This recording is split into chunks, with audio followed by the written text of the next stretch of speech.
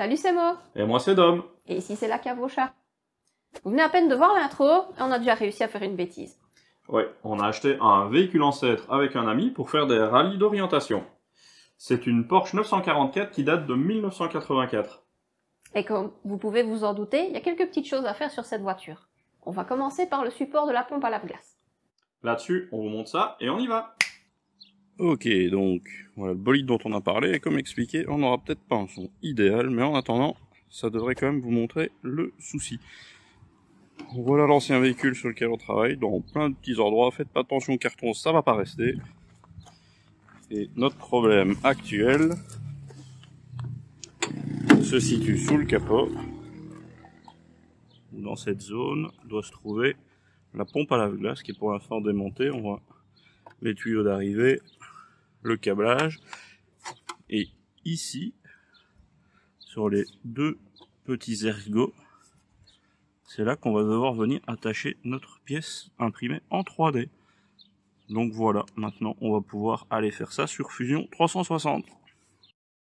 Ok, donc nous voici sur Fusion pour la création du modèle.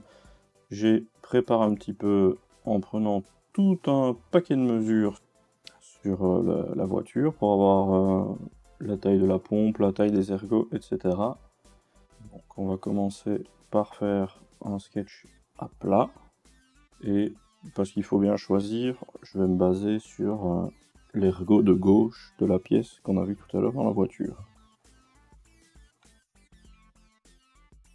Alors l'ergot, en fait, il a une petite forme un petit peu, on va dire, de champignon, et le but, ça va être que la pièce se clipse dessus. Donc vous allez comprendre un petit peu mieux quand on va commencer à extruder la pièce.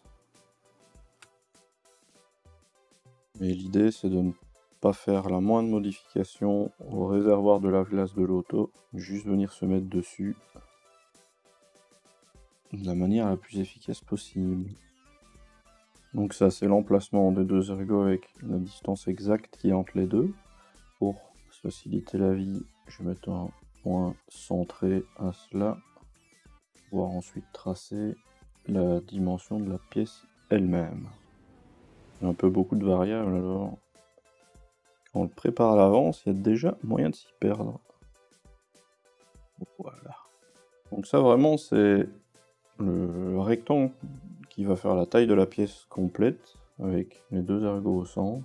Et on va déjà plus avoir besoin de grand chose, juste quelques traits qu'on va recaler ensuite, qui vont permettre de faire glisser les ergots de la voiture dans notre pièce, pour aller se clipser au fond ensuite.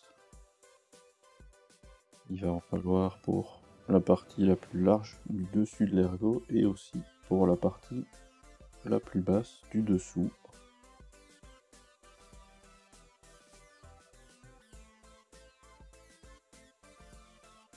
Donc voilà, ça c'est vraiment ce qu'on a besoin comme forme de base.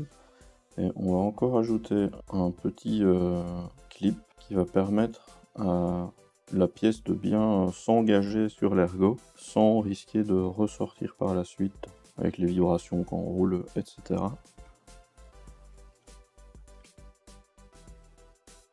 Idem de l'autre côté. On aurait totalement pu faire ce design en symétrique, mais comme il n'est pas excessivement compliqué, je pense qu'on gagne pas beaucoup de temps, et j'ai tendance à préférer d'avoir tout mon design complet tout de suite quand c'est faisable. C'est plus visuel, plus facile à suivre, je trouve.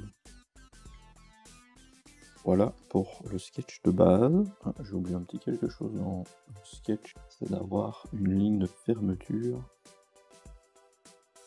à l'endroit où les deux cercles croisent nos traits verticaux, qui vont permettre justement d'extruder cette espèce de forme de fer à cheval de la hauteur de l'ergot bas. Donc ça, c'est simplement ce qu'on a mesuré sur la voiture, donc c'est l'écart qu'il y a entre la partie la plus épaisse, la plus large, pardon, de l'ergot et l'autre. Voilà, petit fer à cheval.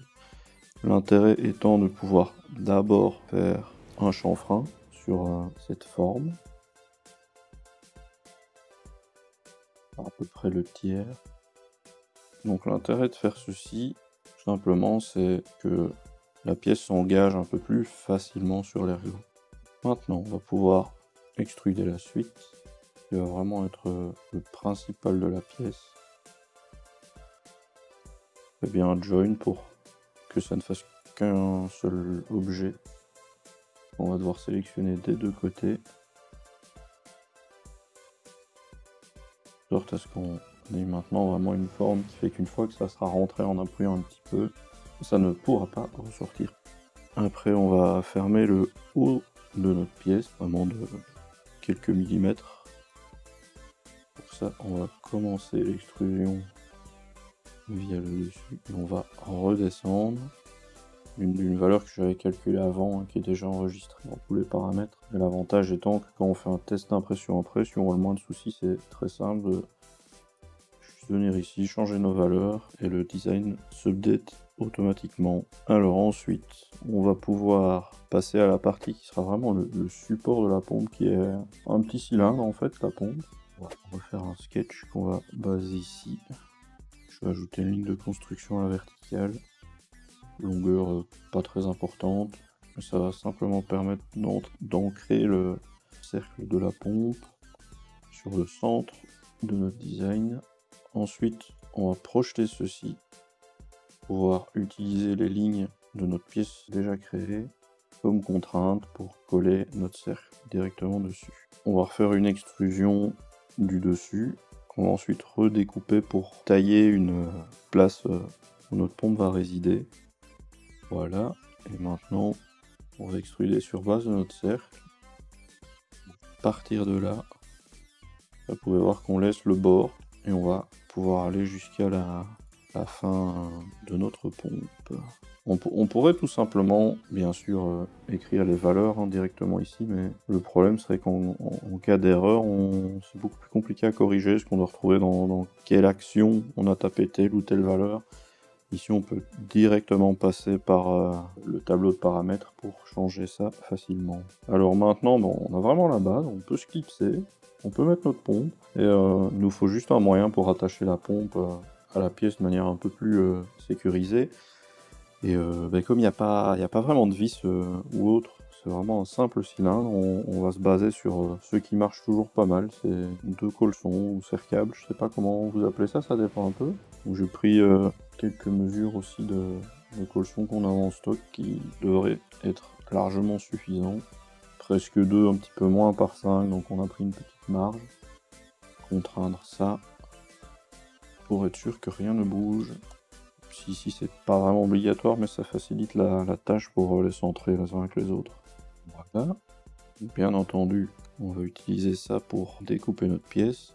Et pour que, à force, on n'ait pas une usure prématurée du serre-câble à cet endroit-là, s'offrir un petit angle.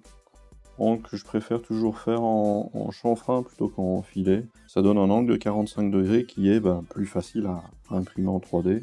Ça pourrait être plus esthétique d'avoir vraiment un arrondi, mais c'est beaucoup moins propre à imprimer. Ici, on a une base qui est déjà correcte. Je pense qu'on va aussi faire un chanfrein un petit peu autour de toute la pièce. Rendre ça un peu moins cubique, un petit peu plus esthétique. Et voilà, là on est déjà pas mal. On peut même s'en offrir un petit ici. Ça pourra faciliter aussi l'entrée de l'ergot directement dans la pièce. Voilà la pièce. Donc maintenant on va pouvoir passer à l'impression et ensuite au test.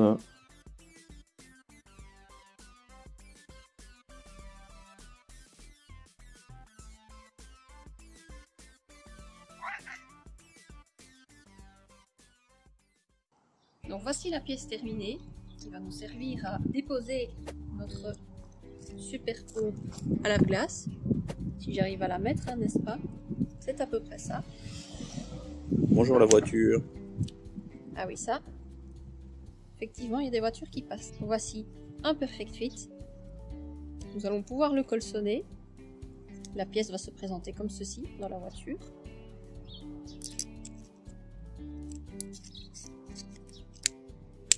Alors, il ne nous reste plus qu'à brancher nos câbles.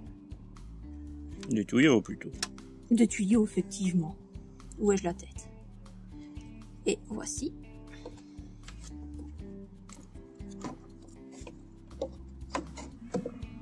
et clic. On ajuste un petit peu pour ne pas que les tuyaux soient croqués. Et notre pièce est bien serrée en place. Il nous reste également le petit câble à brancher.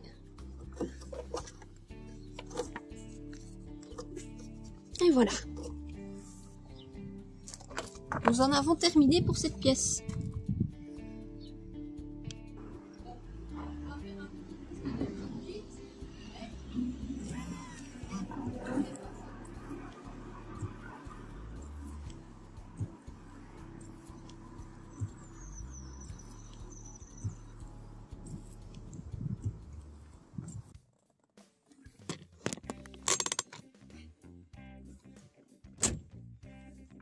Alors, bah, on est 2 jours après.